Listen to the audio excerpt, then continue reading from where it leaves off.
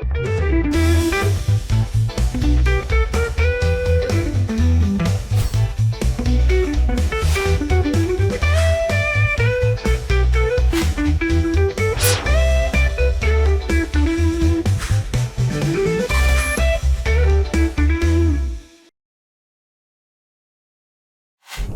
everyone, and welcome to The Surprise Truth, where a timely insight can change your life forever. I have with me here a digital expert, somebody who has been acknowledged and widely across the whole world. He's a global expert in digital transformation. His name is Koshy. He's visiting Jakarta right now. He's based in India. Welcome, Koshy. Thank you. It is my pleasure to be here. So I'd like to actually get right into the discussion. This podcast is famous for surprise truths, which means that if you have a topic that you're talking about, let us know a little bit about what is the surprise truth that people can learn from, which might allow them to, reflect on what you say and therefore change the way they do things. So I'll start right away with the topic that I want to talk to you about. That is, you've been at the forefront of digital transformation almost a large part of your career.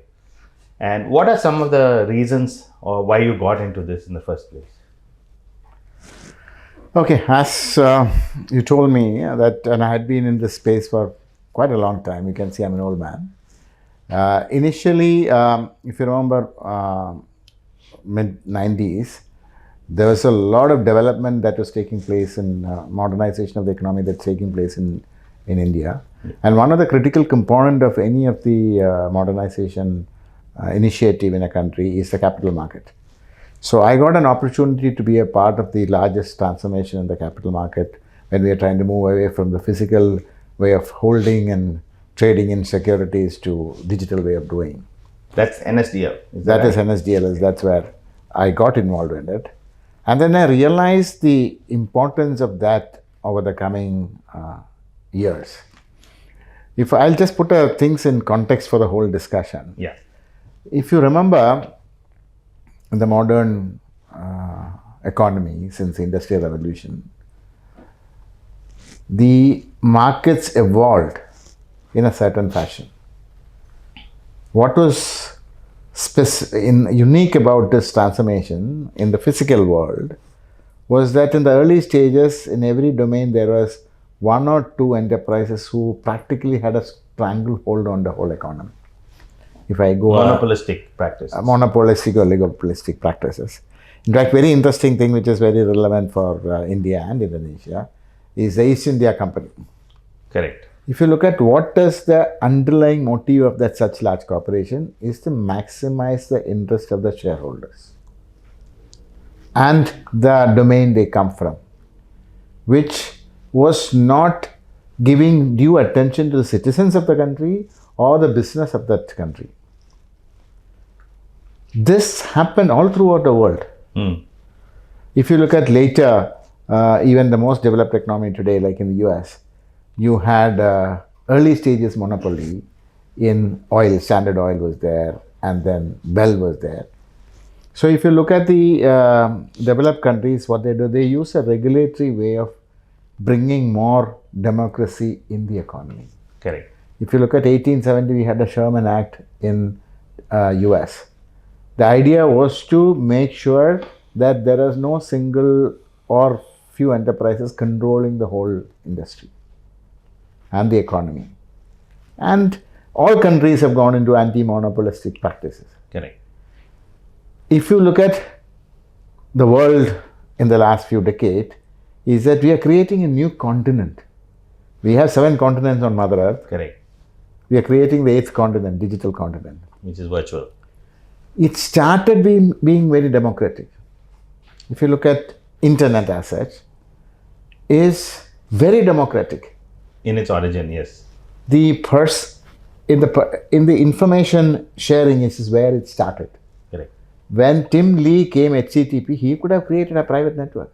He said, I'm going to create this as a foundation on which the digital world will grow. If he had not done that, the internet would not have been what it is today. It is kept such a that anybody can participate using a standard open protocol. Because of that, humongous amount of innovation came. A large corporation can have a very sophisticated website for information dissemination.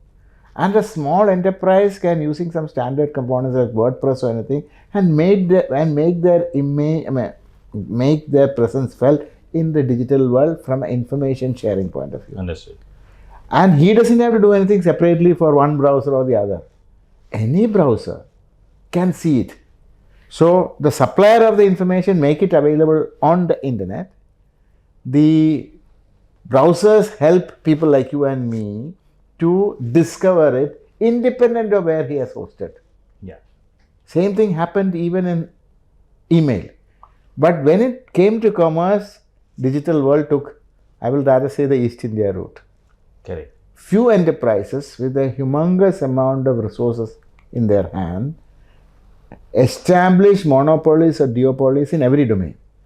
Whether it is commerce, consumer goods, whether it is ride hailing, whether it is travel, whether it is food, you go anywhere in the world.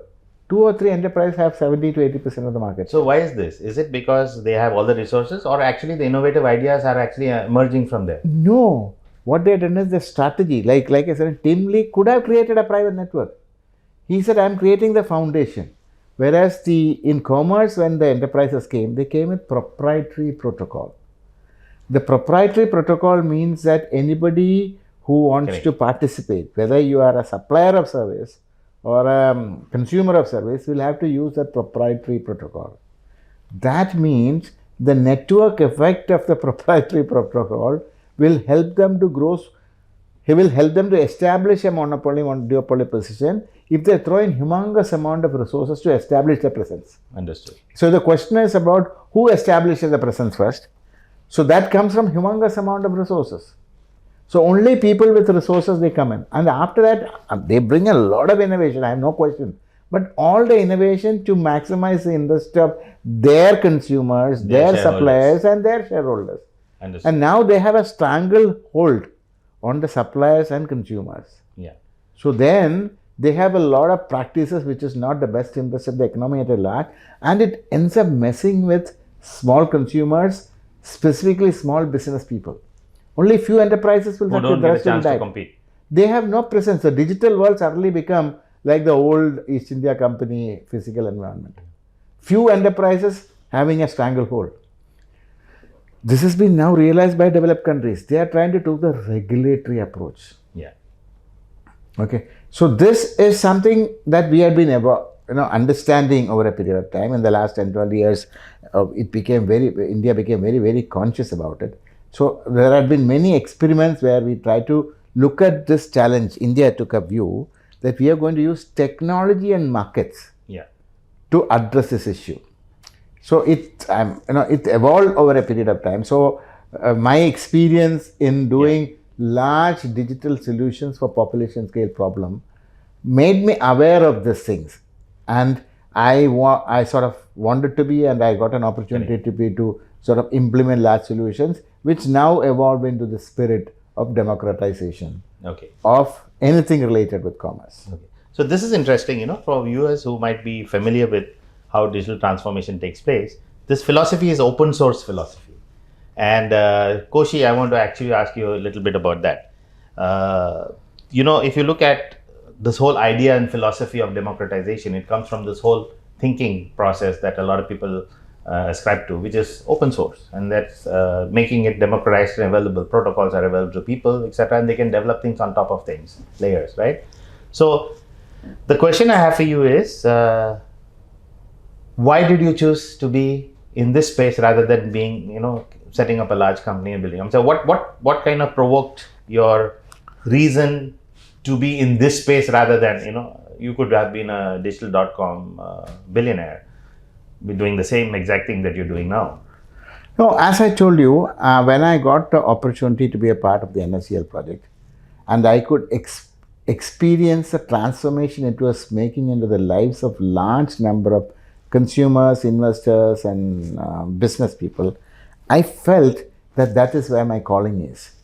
Instead of trying to maximize my personal interest, of course my personal interest is important to me, whether it can form a part of making a real contribution to the society in which I belong. The original thought of the people who even built up the internet. Yeah. Like as I told you, Tim Lee, he said, somebody asked him when he created HCP, today it looks so obvious. Yeah. Asked him, what do you think it is going to happen? So apparently he said, or some said that it will either change the world or it will end up to be nothing. Yeah. But it changed the world. Okay. So we believe, I believe that getting an opportunity in any initiative or moment, which is not just maximizing my personal interest, but if it can help a larger cross section of the society, it is more appealing to me. For my sense of purpose, and that's what. So it's sort of over a period of time, it's sort of strengthened in the multiple projects. Yeah. Whether it is in the capital market, whether it is in the tax information network, whether it is in, when the COVID came, India created one of the very, very powerful Database. vaccination tracking mechanism called CoWIN, which has now become an open protocol, an open and a solution which is being made available to multiple, more than 50 countries across. Yeah. And if you look at again the way how things evolved in India, if you know that, the Aadhaar project that was there, which was giving everybody unique ID, and the top of which when we created the eKYC, suddenly we realized that a lot of people otherwise who could not participate in any major transaction because KYC was very expensive. Whether it is to issue a telecom cell or to open a bank account. Correct. KYC, that is to sort of do a due diligence on the consumers, was very expensive. Yeah. It was about $20, $30, $40 based on whether you are trying for a SIM, for a telecom connection or a bank connection. Correct. Suddenly, a digital KYC brought the cost a few cents. Participation exploded.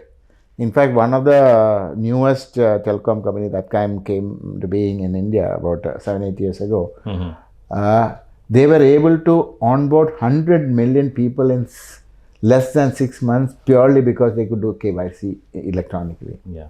So we saw the power of inclusion. Same thing is with the banking. That's right. If you look at any business activity, there are two dimensions. One is the money movement. Correct. Other is the goods and services. So in India, we experimented this idea of unbundling and interoperability in the money side. We call it the UPI. Yeah. I don't know whether you're aware, in about 2012-13 time, Yeah. the total digital instant transactions, money transaction in India was about 250 million. Because it was again a duopoly of two Correct. large players offering service. Then we came out with the idea of unified payment interface. Today, we do something like 19-20 billion transactions every month, forming more than 50% of the total instant transaction worldwide, including China All and the US, nations. everything. And that is, showed its enormous potential. And I'll tell you, because something it's even relevant for a country like Indonesia. So India, we used to have a banking penetration of 18%. All the economists say that this penetration, if it has to reach to 80-85%, it will take 40-45 years. That has been the history for everybody. Correct. And so we thought that we will never be there. But this eKYC, digital ID and UPI all together brought this banking penetration to 18-82% in a matter of flat 7 years. Yeah, it's amazing. Yeah. And that is on the money side. So that's why we decided that idea of openness can be extended in many, many domains. Many domains. And my latest, the intervention. So I'm going to come there. But before we do that, I want to ask you a little bit about, digital transformation at scale. And that's what you specialize in. How do you measure the success of that? Okay. So how do you measure? Yeah. It is the extent of adoption by a broad cross-section of society on a sustained fashion, building up, from practically when you start, everything will be small. Correct. Does it have the potential to include everybody in the economy? I know it won't happen overnight. It should be affordable to for a small businessman and a small consumer. And it should be relevant to a multinational. And it should be, everybody should have the equal opportunity to compete in their domain. Yeah. But do as much as they can. So it doesn't take away the opportunity. So that's the whole idea about any such digital public Creates more infrastructure opportunity. is it should be providing opportunity. It should not become somebody's private club. Correct. That's the whole idea. Okay. So if it is, the model has that ability to do that. It won't happen overnight. If you nurture it with patience and perseverance, it can reach. It has a potential to reach there. Okay. Like internet reached there. Got it. But current way of doing e-commerce cannot reach there. Nowhere in the world it is reaching there. That is the example of it. So I'm going to dig a little deeper. Any point in your career that triggered this thinking? Any incident or any particular reason that made you think in this direction? Because you had an illustrious corporate career. You were working on the other side of the fence. What was your turning point? As I told you, even the very first, jumping into this, setting up the capital market depository itself, initially I thought it was an interesting technical problem. But then I realized the impact it can make, the problem it can solve for the common person, not just the people who could afford very, very, suited, booted professionals, who comes at a big price, but somebody who can manage with themselves. Then I realized, boss, this is what you can do to make a larger impact. But surely it must have some trigger, maybe earlier in your life? I don't know. Probably for some strange reason, this, making a difference seemed to have been You've always been a social impact person? Yeah, making an impact. In fact, if you look at my, byline that when I started using my blog about 25 years ago, I say making a difference. Something, or, it sort of appealed to me as that when you are in this world, instead of just being a consumer of the resources that is there, can you also be a contributor? That sort of, for some strange reason, became a part of my, my DNA. Yeah. So, that's a great takeaway, as a surprise truth, which you may have within yourself as well. There is some force inside you which will trigger a certain direction in your life. And if you can discover that early, it will guide you in the way you want to take your career towards. And I think, that's what we are getting out of here. Ask yourself a question, what's the purpose of your life? Correct. You may not have an immediate answer, but it will help you to distill certain philosophical foundation on which you can build your life, career, your aspirations. Yeah. So I don't want to go too much into the technical details of the things you've done, but I would like a summary of it, which will kind of like demystify. Let's say we go to NSDL, right? And you've already mentioned what was the trigger points for you in NSDL. And, I think that's a good explanation that you did about how it has the ability to transform. And that was probably your earliest taste of success in something that you felt now you could deliver, right? And then you mentioned several other initiatives that you did, which is also on the same lines. Now, I want to focus a little bit on your latest, which is the ONDC, or Open Network for Digital Commerce. Tell me a little bit about it in a nutshell that everybody can understand, as well as tell me some of the surprise truths that you may have experienced because you got into that project. Okay, so if you look at ONDC, Open Network Digital Commerce, is about democratization of commerce. Yeah. And I explained to you how the unbundling and interoperability changed the payment side. Correct. So tell me from the experience of somebody who's a villager sitting in a remote part. Yeah. Today, if you look at in the digital world, you have, let's look at consumer products. Correct. In each country has 2 or 3 big players. Look at ride hailing. Each country has each. And the platform owner decides the fate of the supplier.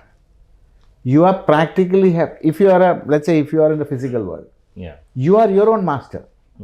You could be a small entrepreneur in a wayside, what you call a mom and pop shop. Correct. So let's go to some use cases like that. Yeah. Or you could be a small community of farmer producers coming together to make some interesting product of that region. Sure. Or it could be an artisan making some interesting, unique product based on the material and culture availability. So give me a use case of any one of these. So these people today, they try to advertise and sell among their small community.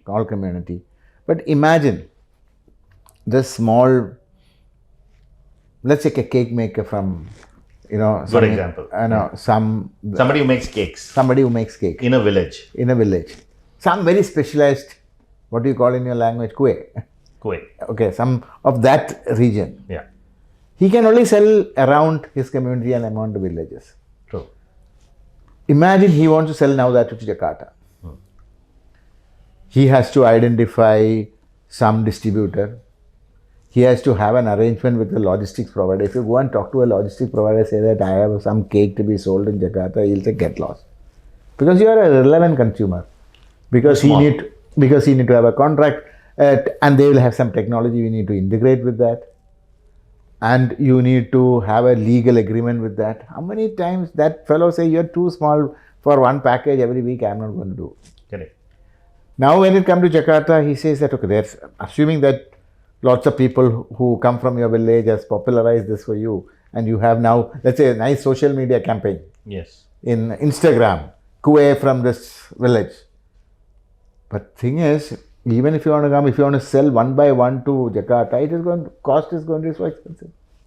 Not viable. Not viable. So ideally, what should be, the people who are success, they should be able to manage this whole supply chain, not just demand generation. Now supply chain means that we should have a warehouse here. So I don't know whether you notice a word I said, unbundling and interoperability. Yes. What is unbundling means? Each component of the business can be handled by an expert. Logistics can be handled by an expert. Warehousing can be handled by an expert. Payment can be handled by an expert. Now imagine that small kueh producer from the village. Yeah.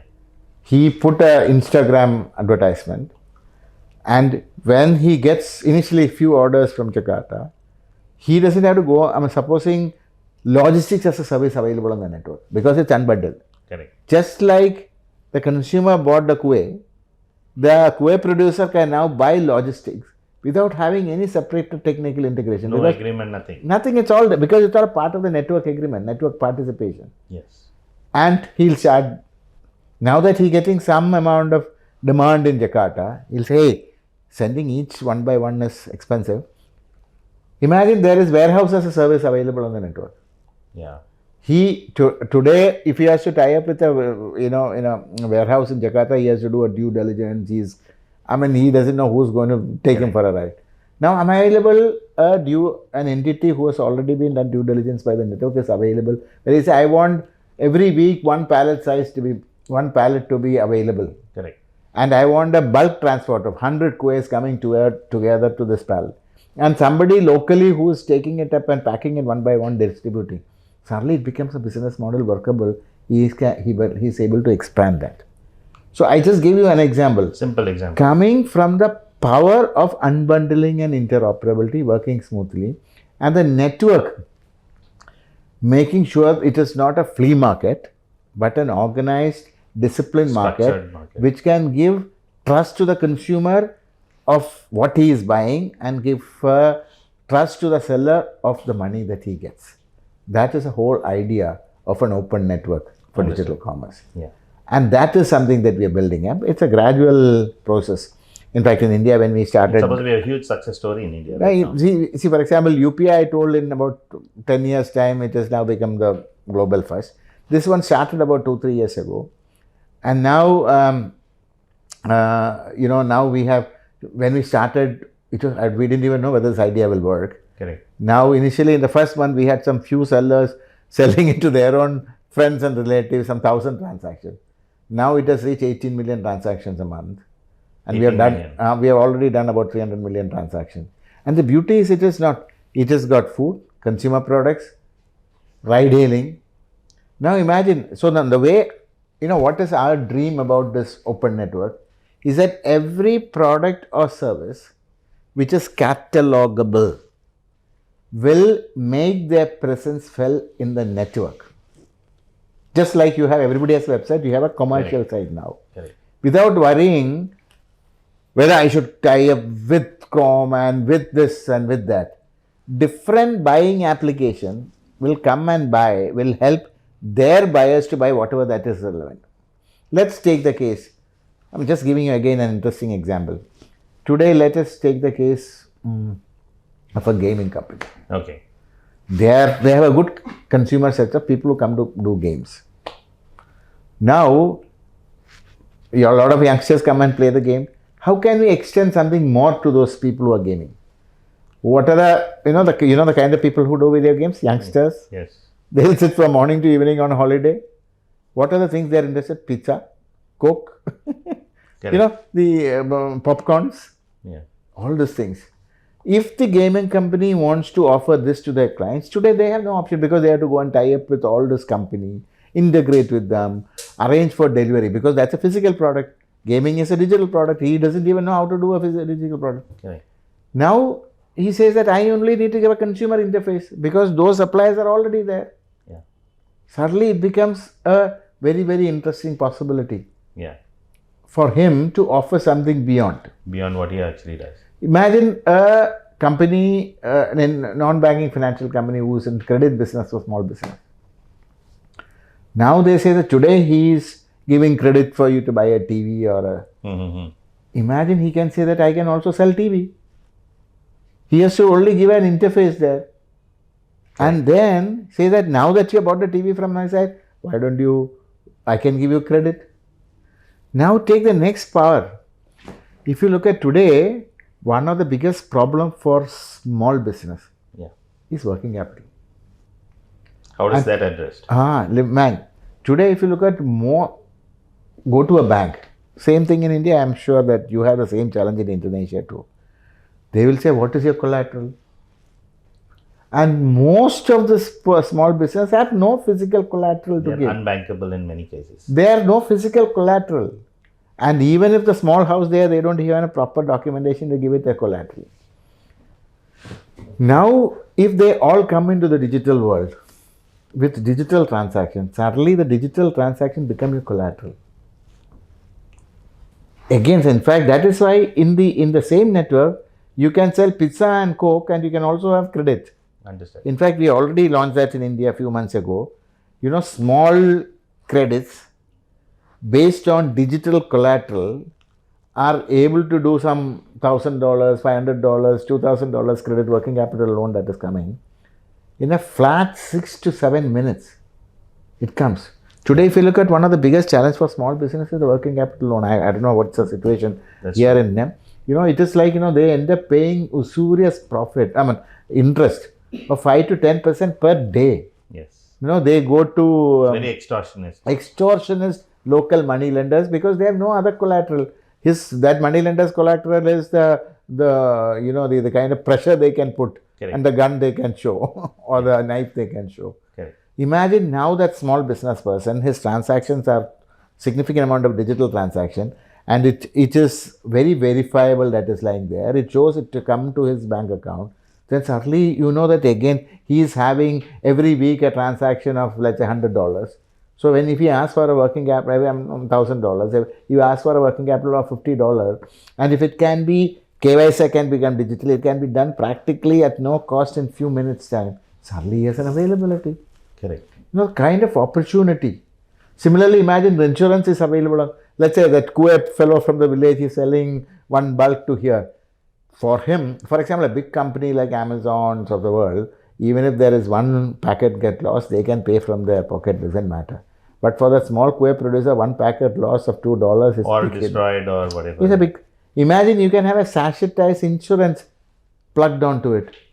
Suddenly his risk is contained both as a supplier and as a user. You will not worry about from Jakarta when you place an order to this Kuwait producer from there. You know that it is being brought by one of the good logistics company. You know that if it gets lost, there is a micro insurance that is available which will take care of the payment to him and you will not have any loss. Correct.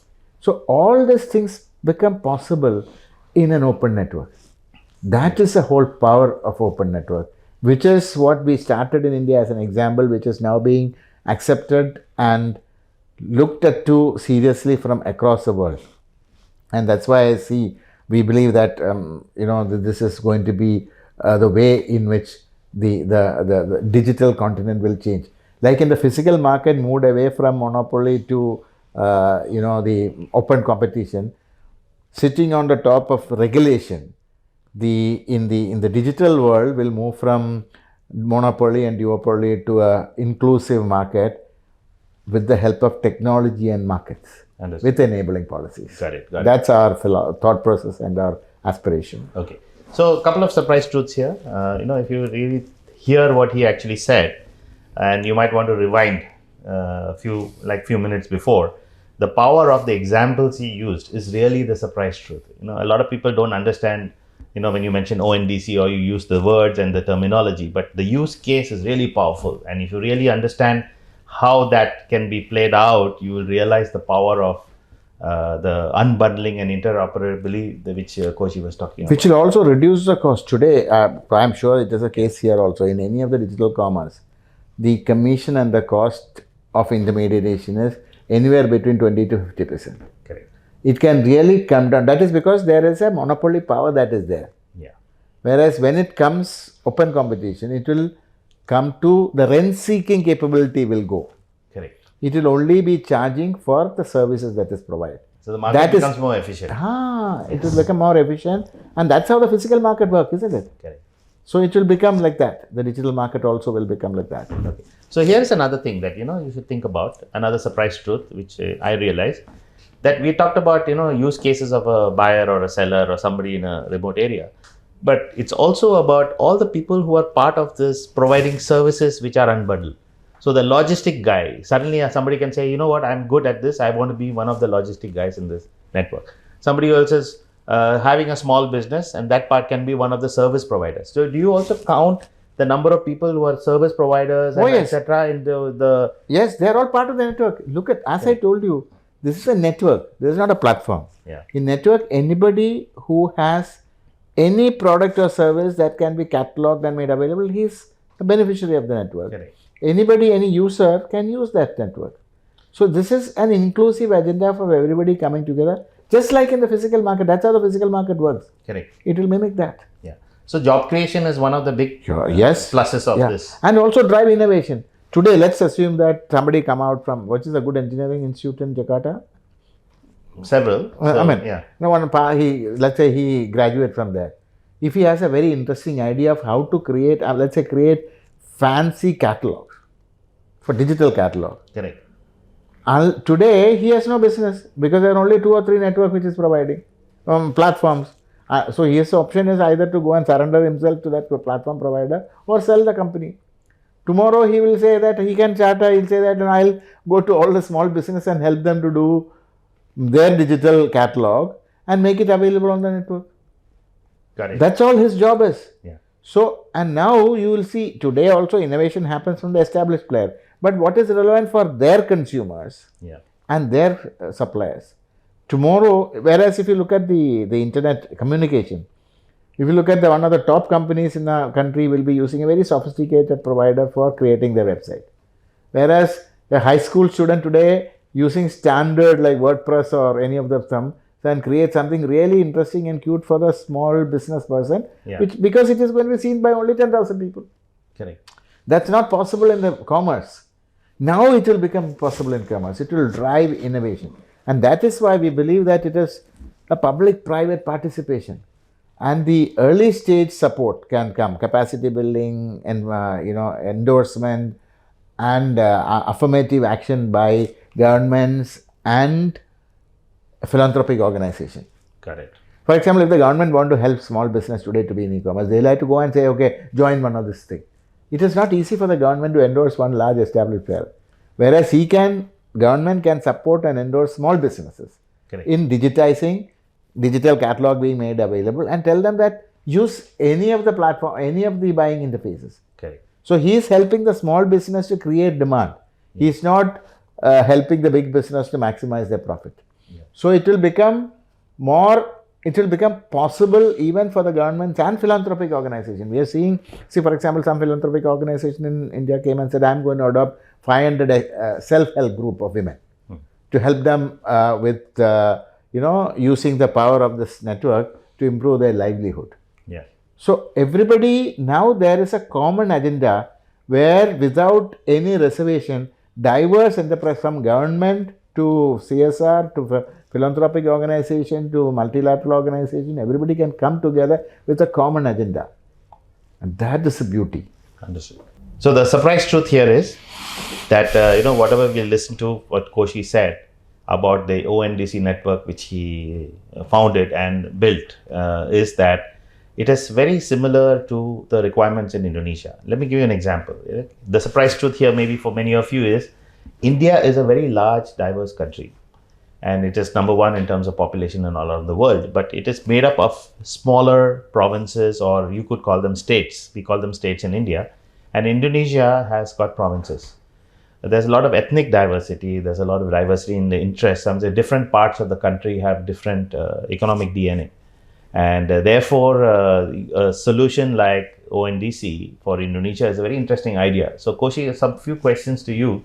How do you think this would apply if you were to suddenly say, okay, now Indonesia should think about something like this? Because of the similarity of the situation between how India being a developing nation, Indonesia being a developing nation, and challenges are being very similar. And I would say entrepreneurship is very high here, as well as the number of MSMEs. If you look at it, it's more than 60 to 70 million enterprises that run across the country, all of them who do not have access to anything like this.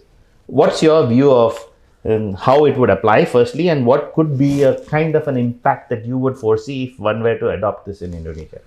If you look at the idea of open network and open protocol, both the government as well as the community who is working on these areas of payment and commerce, etc. in India, believe that this is to be a public good. That's why we call it digital public good and digital public infrastructure.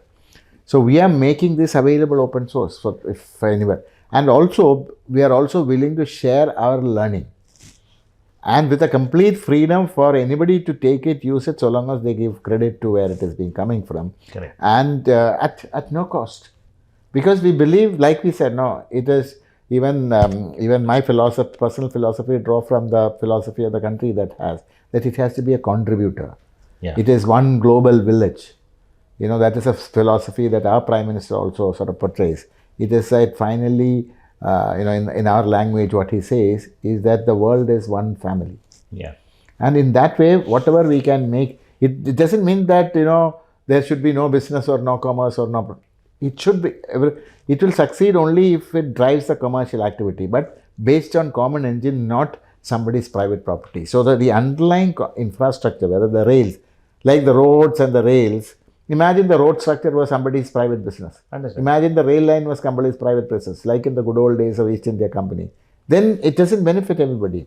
So we believe that we have to make this foundational thing available to a large cross section. That is our contribution. And on the top of it, let it build.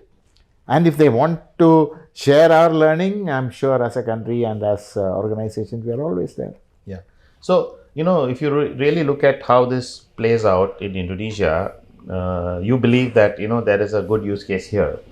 And if something like this came into Indonesia, it would really transform people at the lower, at the very bottom of the pyramid. You would say that, right? Is that an accurate way of saying that? Oh, yes. It will benefit the smallest business or entrepreneur or artisan to the largest business. Okay. With a global footprint. Sure. So now my question here is, does this really give you interconnectivity between other nations, other countries, or is this very much a closed loop within a country? No. What is the model going forward? No. If I just take the example of internet, and anybody can create a web page, no? Yeah. It based on, for example, if let's say I create a web page in India, which is relevant for my community in the small province I come, nobody else will come and look at it. No, I'm just saying. Yeah. Whereas, if I say that it is relevant for anybody from anywhere in the world can access it. But can they physically get the product? Let's say somebody from Tanzania comes and orders something from Sleman village. No, that's a question. So one is, if you look at it in the business, one is discoverability. Second thing is logistics. Third is payment. So each country may have their own policies with respect to that. If a country is helping exports, allowing exports, if the country says that no, this product should be sold only to within the country, they can put a ring fence, digital ring fence. Yeah. If they say that it has to be available anywhere in the world, for example, we already started. Some of the companies have set up, the participants of the openness network to source good from India.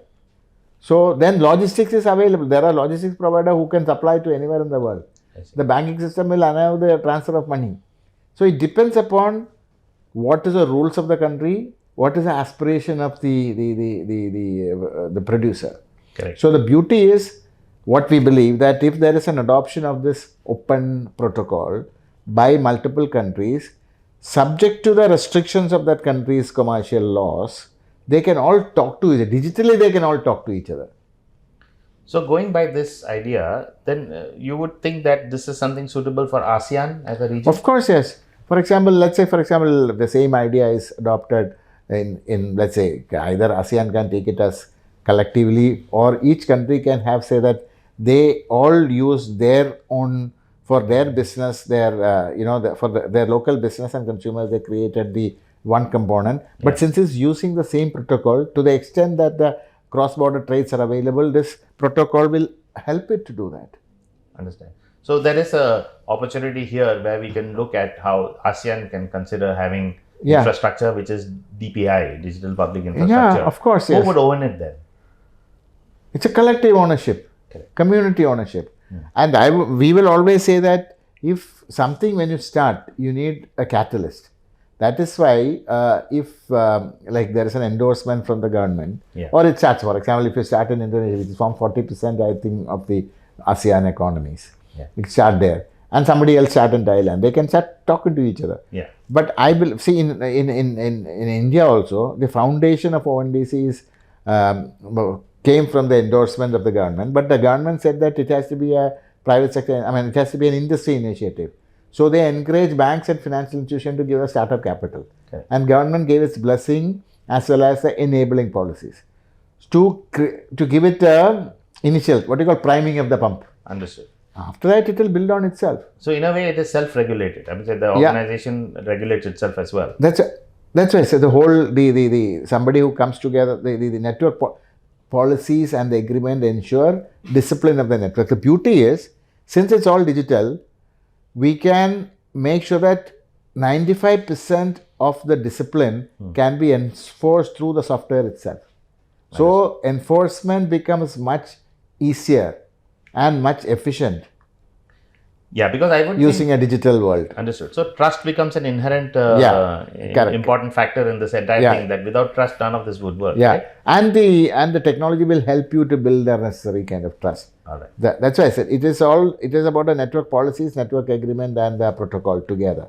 Correct. And that's something that was not there in the world. And if you look at that is what we did in the last 3 years to show that this is workable, scalable, and adoptable by a larger audience. Okay, great. So now I'm going to actually wind down the topic into something more specific, which is about Koshy himself. So Koshy, a few questions on leadership firstly, right? Projects of this scale require large amount of people and large amount of interactions with many organizations, partners, etc. And you've been acknowledged as a good leader, and that's probably the reason why you're doing 4, 5, 6 such projects. Usually people have the opportunity for 1 or 2 projects in their entire career. You've done 5 or 6 of these. So obviously, what are the leadership lessons, or what are some things you could share which could be a surprise truth which allows you to do what you do? So the first thing that I would always say, there should be a sincerity of purpose. That's what I started with. That's from the foundation. Correct. Second thing that is there is that it has to be a collaborative development, because it's not about somebody who's got lots of money coming and setting up a platform or a company or a shop to maximize interest. It is something that needs participation. So the kind of leadership initiative that has to come should be something that will bring broader participation. And specifically when you have such project which has a national or a global relevance, with the participation from very, very broad cross section, you should have the humbleness to understand the diversity of needs, requirements, and aspirations of these people, and try to create something that is common. And help. And the very important thing is to say that your intervention should only where it is relevant and common, not trying to control and take into under your thumb everybody. So if you are able to bring the innovative capability and the aspirations of a broad cross section of people and give them a forum, and you become the guy who gives the forum, then you can make a big difference. Understood. And that is and like I have a saying which which in my tongue which says, "Jo karta hai dil se karo." It means whatever you do, give your heart to it. Yeah. Okay, so the surprise truth that I got from here was the key word here is democratized leadership.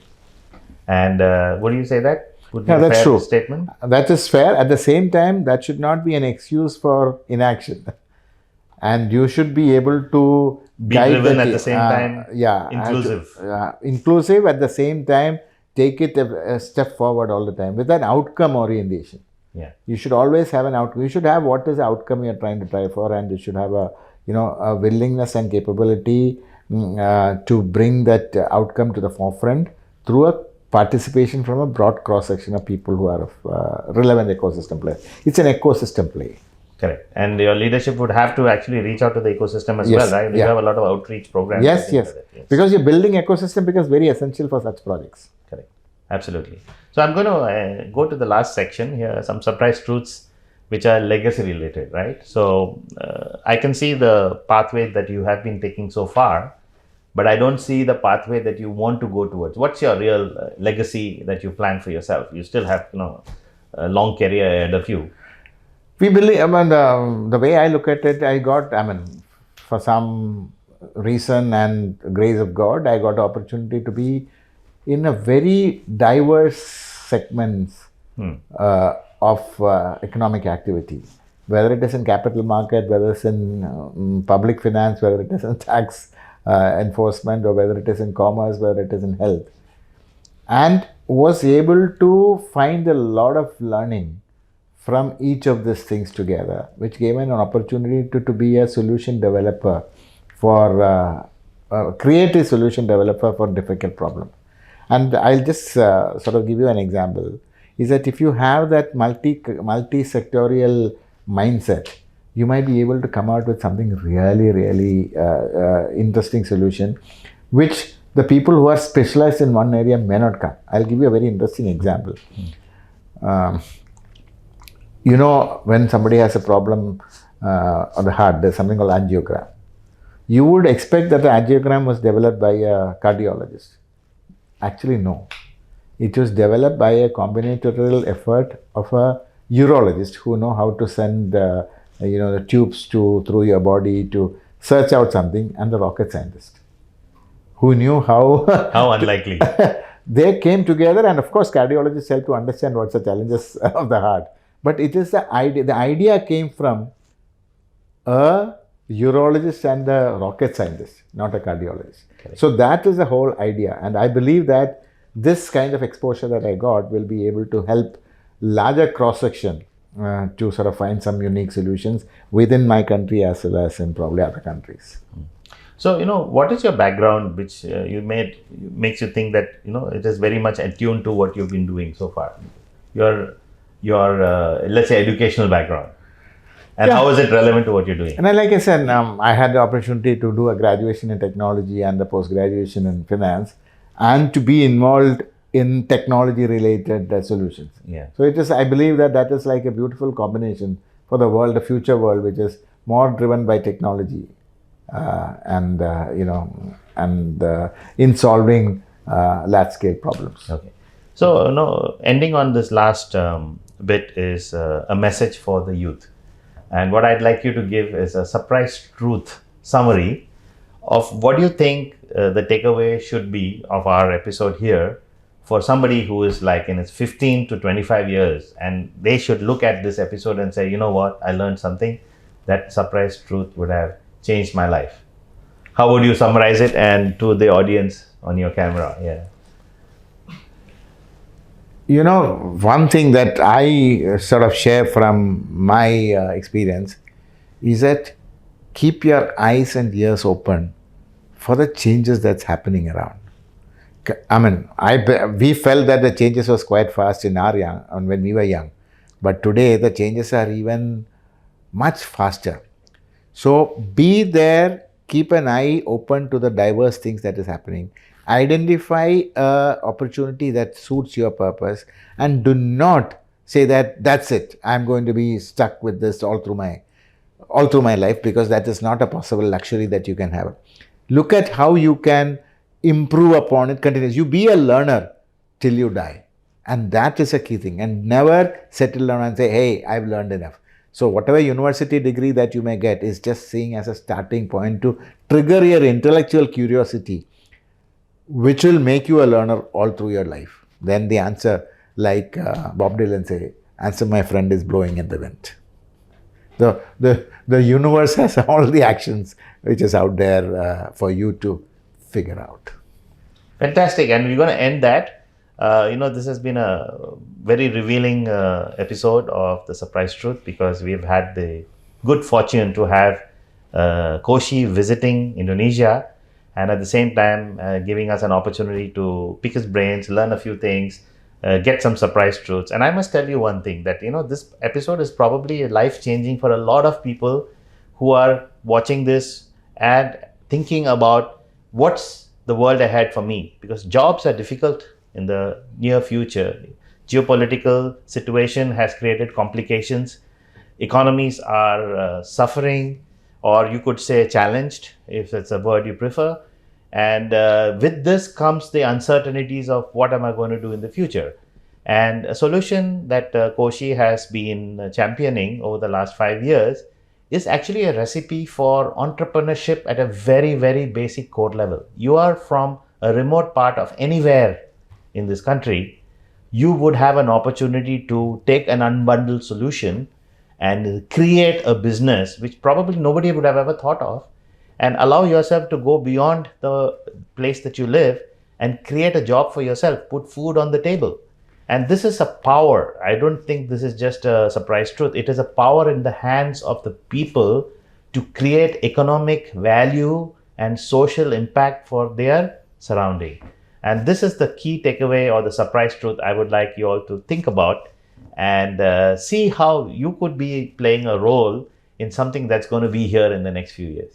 So with that, thank you for watching this episode, and look forward to more interaction with you. Please don't forget to leave your comments, share and subscribe to our channel, and spread the word. Tell your friends, your family, your colleagues about the surprise truth, and be there for the next episode. Thank you very much. And thank you, Koshy. Thank you, Sachin. That was fantastic. Thank you, Sachin, and thank you to all of you for being a part of this. Correct.